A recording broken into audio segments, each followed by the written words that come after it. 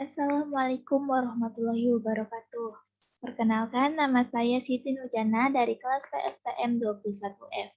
Adapun tujuan saya membuat video ini ialah untuk melengkapi tugas proyek dari mata kuliah Filsafat Pendidikan. Materi yang saya akan bawakan adalah mengenai aliran filsafat pendidikan, yaitu aliran esensialisme. Baiklah, langsung saja kita masuki materi yang akan saya bawakan. Yang pertama yaitu ada pengertian aliran esensialisme. Pada dasarnya, filsafat pendidikan esensialisme bertitik tolak dari kebenaran yang dianggap telah terbukti selama berabad-abad lamanya. Jika dilihat dari segi proses perkembangannya, esensialisme merupakan perpaduan antara ide-ide filsafat idealisme dan realisme.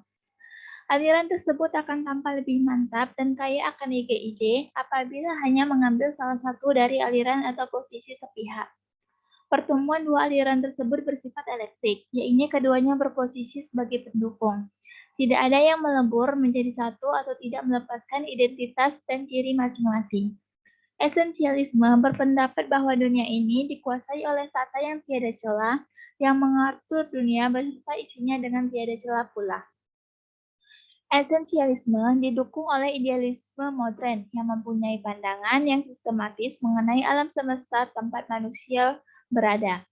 Esensialisme juga didukung oleh idealisme subjektif yang berpendapat bahwa alam semesta itu pada hakikatnya adalah jiwa atau spirit dan segala sesuatu yang ada ini nyata ada dalam arti spiritual.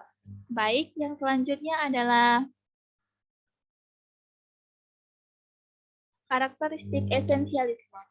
Esensialisme yang berkembang pada zaman Renaissance mempunyai tinjauan yang berbeda dengan progresivisme, yaitu mengenai pendidikan dan kebudayaan.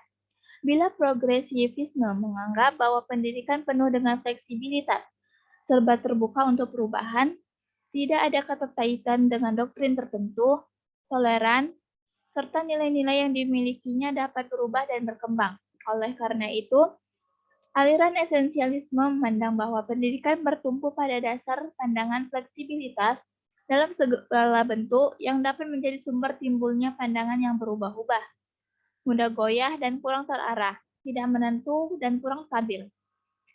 Maka dari itu, idealnya pendidikan harus berpijak di atas nilai-nilai yang sekitarnya dapat mendatangkan kestabilan, telah teruji oleh waktu, tahan lama, serta nilai-nilai yang memiliki kejelasan dan telah terseleksi. Adapun nilai-nilai yang dianggap dapat dijadikan pijakan, yaitu nilai-nilai yang berasal dari kebudayaan dan filsafat yang korelatif. Puncak refleksi dari gagasan ini adalah pada pertengahan abad ke-19. Selanjutnya ada konsep pendidikan esensialisme. Kaum esensialis mengemukakan bahwa sekolah harus melatih, mengajar, atau mendidik peserta didik untuk mampu berkomunikasi dengan jelas dan logis. Keterampilan-keterampilan inti kurikulum harus berupa membaca, menulis, berbicara, dan berhitung. Selain itu, sekolah bertanggung jawab untuk memperhatikan penguasaan peserta didik terhadap keterampilan-keterampilan tersebut. Karena implementasi kurikulum membutuhkan dukungan media, sarana, dan lingkungan yang memadai, menurut filsafat esensialisme, pendidikan sekolah harus bersifat praktis dan memberi pengajaran yang logis dan mampu mempersiapkan suatu keterampilan bagi kehidupan peserta didik. Dalam hal ini, sekolah tidak boleh mempengaruhi atau menetapkan kebijakan sosial. Yang selanjutnya ada tujuan pendidikan. Dalam konsep esensialisme, pendidikan bertujuan untuk meneruskan warisan budaya dan warisan sejarah melalui pengetahuan inti yang terakumulasi dan telah bertahan dalam kurun waktu yang lama. Budaya tersebut merupakan salah satu kehidupan yang telah teruji oleh waktu dalam tempo yang lama. Selain itu, tujuan pendidikan esensialisme adalah mempersiapkan manusia untuk hidup. Namun demikian, bukan berarti sekolah lepas tanggung jawab. Akan tetapi, memberi kontribusi tentang bagaimana merancang sasaran mata pelajaran sedemikian rupa, yang pada akhirnya memenuhi kebutuhan peserta didik untuk mempersiapkan diri dalam menghadapi kehidupan. Yang berikutnya ada kurikulum dalam aliran esensialisme.